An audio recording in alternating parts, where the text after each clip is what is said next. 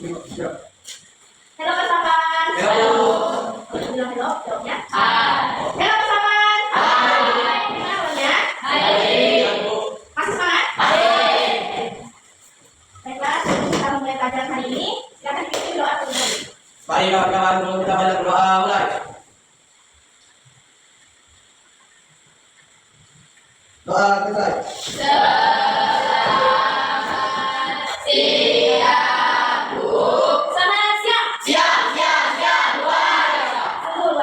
Ibu Aruli, assalamualaikum warahmatullahi wabarakatuh. Waalaikumsalam warahmatullahi wabarakatuh. Ada yang tidak masuk? Ada. Berapa orang yang tidak masuk? Ada yang pergi, ada yang tanpa izin? Ada izin? Tidak. Silakan keluarkan bukunya.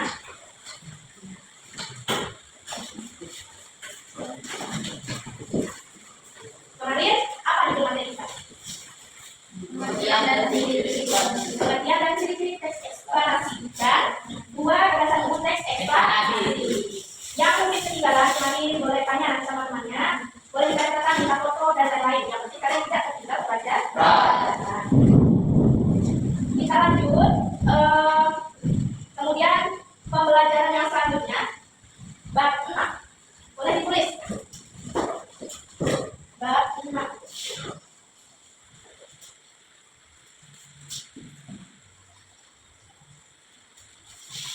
Mengapresiasi karya orang lain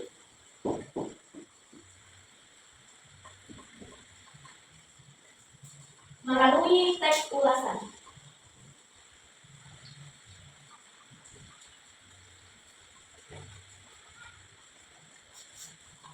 Ibu ulangi, ketika judul baru itu penulisannya huruf diawali dengan huruf kapital atau huruf besar. Kemudian penulisannya ada di tengah buku. Oke? Kalau salah boleh perbaiki, boleh tidak, yang penting paham.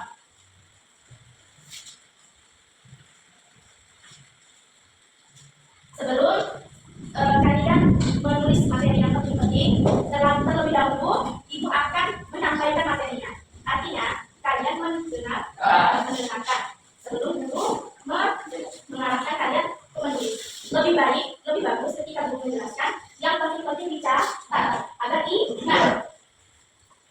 Mengapresiasi karya orang lain melalui teks ulasan. Mengapresiasi, ada yang tahu mengapresiasi? Mengapresiasi itu seperti memberi penghargaan, bisa. Mengagumi, lebih mengagumi, bisa. Contoh, Radit buat puisi. Radit menyampaikan tugas puisi itu kepada ibu. Nah, ibu mengapresiasi tugas Radit dengan cara memberi nilai. Itu salah satu contohnya. Ya, mengapresiasi. Atau gini, Nanda mengapresiasi karya pantun dari Aidil dengan cara membacanya boleh, kemudian memberi nilai boleh, kemudian pokoknya itu lebih mengagumi. Ya. Dunia kesenian dan kesastraan terus berkembang secara dinamis. Seniman dan sastrawan muda dengan gaya masing-masing terus bermunculan. Perkembangan semacam ini jelas sangat menggembirakan. Makin banyak karya seni dan sastra yang lahir di negeri ini, makin berkualitas pula peradaban bangsa kita. Namun, jika lahirnya banyak produk seni dan sastra ini tidak diimbangi dengan apresiasi, maka pembaca hanya berhenti pada proses memahami dan belum sampai pada proses menikmati karya tersebut. Contoh lain, seandainya Yuli ini seorang pelukis terkenal. Nah, Yuli datang ke sekolah kita memamerkan lukisan tersebut. Jadi, otomatis kita tertarik kan pada lukisan Yuli ini, ya kan? Karena itu penasaran kita tuh tingkatnya tinggi. Seperti apa sih lukisan yang dibuat oleh Yuli ini, ya kan? Nah, kalau bagus, seandainya bagus, otomatis kita dibanyakan foto atau memfoto, bahkan kita unggah ke media sosial, ya kan? Nah, itu salah satu contoh mengapresiasi. Atau contoh ini. Ketika lukisan itu bagus, Yuli datang ingin membeli, Ersi datang ingin membeli lukisan Yuli. Yuli, kamu mau jual berapa lukisan ini? Nah, 2 juta. Langsung dibayar kan? Dan itu menyetujuinya. Nah, itu adalah contoh mengapresiasi. Mengapresiasi maksudnya. Kemudian mengapresiasi itu bisa juga mendukung. Kita memperbolehkan Yuli masuk ke sekolah kita memamerkan lukisan tersebut. Nah, itu juga salah satu mengapresiasi. Mengapresiasi. Paham tentang mengapresiasi? Sebagai generasi masa depan, kita diharapkan memiliki 4 kecerdasan, yaitu 1. Kecerdasan intelektual, 2. Emosional, 3. Sosial, dan yang terakhir spiritual. Itu adalah 4 kecerdasan yang harus kalian miliki. Ya. Keempat jenis kecerdasan ini bisa kamu kembangkan dengan membiasakan diri untuk memberikan ulasan terhadap produk karya seni dan sastra. Mengulas karya seni dan sastra tidak hanya bermanfaat untuk memperkaya khazanah batin, tetapi juga sangat penting untuk membangun sikap kritis. Terlalu cepat saya menjelaskannya. Ya. Sikap kritis tidak sekedar berani menyampaikan kritik. Apa itu? Kritik itu lebih ke komentar. Contoh ya, Audi masuk kelas tidak menggunakan sepatu. Kemudian si Rizwan ngomong gini ke Audi, Audi, kemana sepatumu? Ataupun Audi, kok kamu ngeker kayak ayam? Nah, itu kritik bagus atau tidak? Tidak. Kritik yang benar itu Audi, di saat sekolah kita harus menggunakan sepatu agar tidak dimarahi guru. Nah, itu salah satu contoh kritik yang positif atau kritik yang baik dan benar, ya. Tetapi juga dilandasi dengan rasa tanggung jawab. Ini sangat penting. Kita tidak hanya hidup menilai dari kesalahan atau kekurangan orang lain. Sebelum kita mengomentari orang lain, kita sadari diri kita terlebih dahulu. Contoh, ibu negara tadi tidak pakai sepatu, sedangkan ibu pakai sendal. Pantas tidak? Tidak kan? Nah, kalau ibu negara tadi tidak pakai sepatu, seharusnya ibu menggunakan sepatu. Itulah cerdas. Itulah kritik yang harus kalian miliki. Kalau zaman sekarang, contoh, terkadang manusia hanya bisa menilai dari kekurangan orang lain, tapi dia tidak menghargai atau menilai dirinya sendiri, itu tidak. Jadi itulah pemikiran yang harus dimiliki oleh anak sekolah. Makanya ibu bilang sama kalian, sebelum berbicara itu berpikir dahulu. Jangan menyampaikan kata-kata yang kurang sopan, jangan menyampaikan kata-kata yang menyakiti hati teman, jangan menyampaikan kata-kata yang kotor. Tunjukkan bahwa kalian itu adalah seorang anak sekolah. Anak sekolah itu sifatnya harus baik, sopan, ya. Lanjut. Pada pembelajaran kali ini, kamu diajak untuk mempelajari teks ulasan. Jadi, pada pembelajaran kali ini kita akan mempelajari teks ulasan. Mengapresiasi karya orang lain bisa kita wujudkan dalam bentuk teks ulasan. Teks ulasan itu kalian harus dikasih contoh nih, mengapresiasi karya teman, ya. Jadi karya seolah-olah kalian itu berkomentar melalui teks ulasan tersebut dengan cara ditulis berbentuk tulisan. Bagaimana wujud teks ulasan itu? Mari kita telusuri bersama. Boleh ditulis A. Mengidentifikasi informasi teks ulasan. Mengidentifikasi informasi teks ulasan.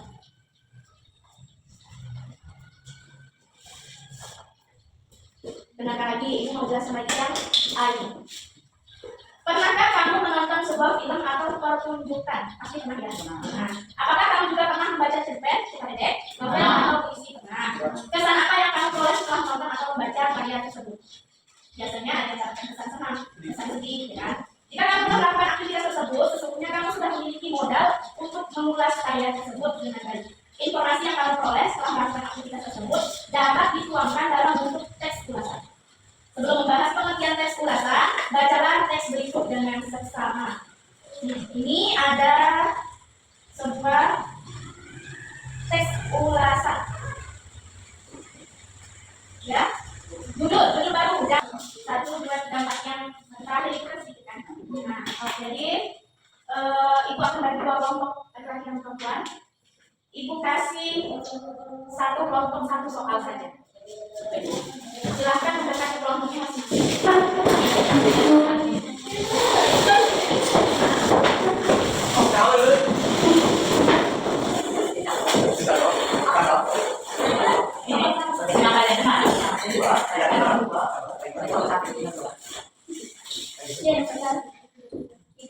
Kelompok perempuan itu ada kelompok 1 dan kelompok laki-laki itu adalah kelompok 2. Soalnya ada pada catatan kalian yang tadi. Soalnya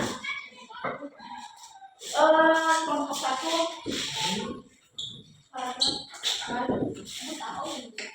bisa baca, bisa paragraf 1. Nah, paragraf 1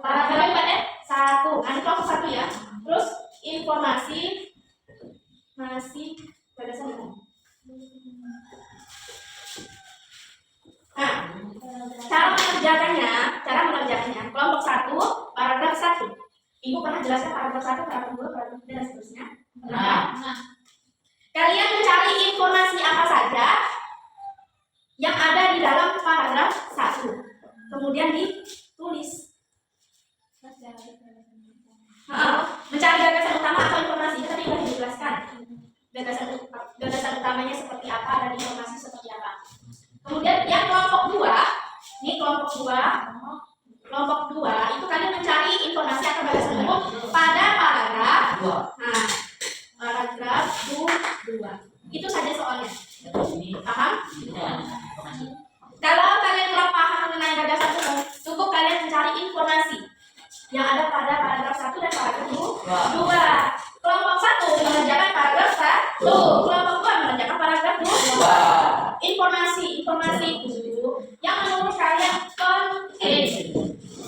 Paham kelompok 2? Paham kelompok 2 informasi itu mencari informasi yang penting.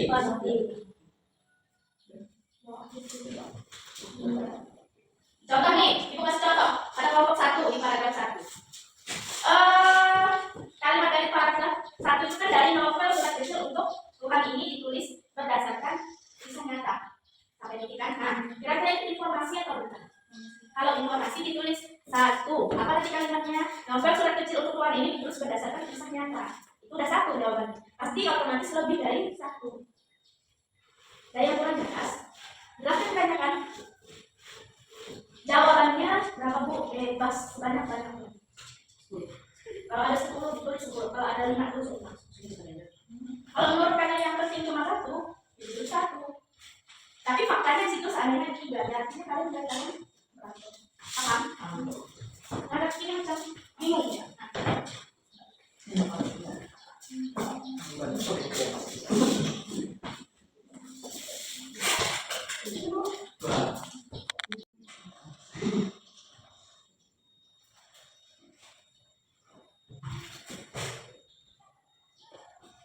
Sudah selesai? Balik ke masing-masing.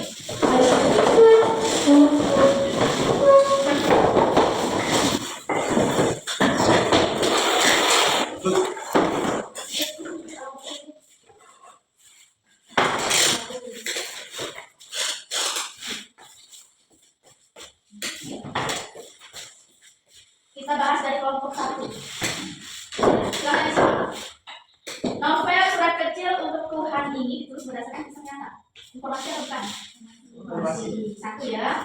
Lanjut. Buku ini mengisahkan kehidupan seorang gadis bernama Kiki Apodita Sesa Wanda Cantika. Informasi kan? Informasi 2.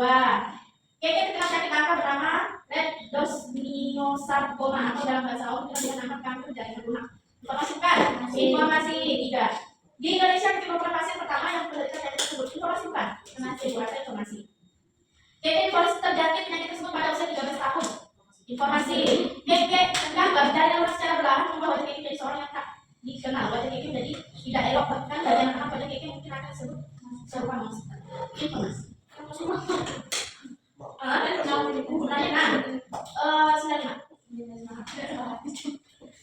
Kelompok 2, silakan disimak. Perjuangan Keke dalam mengobati penyakitnya sempat berbuah manis karena tim dokter berhasil melakukan penyembuhan. Informasi kan? Informasi. Hal ini menjadi prestasi tersendiri bagi dunia kedokteran Indonesia untuk menjadi buah di negara lain. Informasi kan? Informasi. 2. Namun kesembuhan Keke ternyata hanya sementara. Jadi kan? Lanjut. Beberapa saat setelah menjalani pengobatan, kartu garis itu paling untuk keburan semangat Keke. Informasi bukan? Bukan. Salah. Keke pun menyadari bahwa masa hidupnya tak bisa diurus lagi dengan pengobatan dan penyembuhan. Informasi bukan? Bukan. Keke pun meninggal pada tanggal 26 Desember tahun 2006. Informasi. Sebelum meninggal, Keke sempat menulis surat. Sebelum meninggal, Keke sempat menulis surat. Informasi bukan? Informasi. Surat ini mempengaruhi pemilihan jalur Surat Kecil Tuhan. Informasi bukan? Bukan. Nah, ada berapa tadi? Ibu sebutkan tadi. Ada 4. Salah satu kan? Salah satu. Sebenarnya jawabannya ada 5 kan? Salah satu sama sebenarnya. Tapi kalian paham? Yang udah ibu jelaskan, yang ibu sampaikan paham? Paham. Baik. Untuk mengakhiri pada hari ini, mari kita bersama-sama mengucapkan alhamdulillah.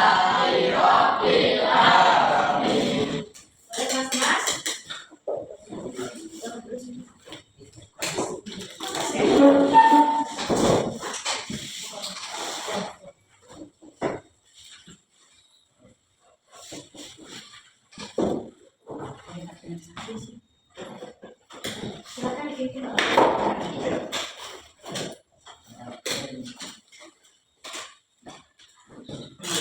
Mari kawan-kawan dulu kita berdoa mulai.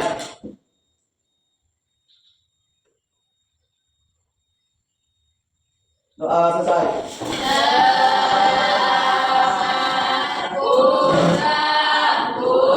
Selamat pulang, Ibu akhiri. Assalamualaikum warahmatullahi wabarakatuh.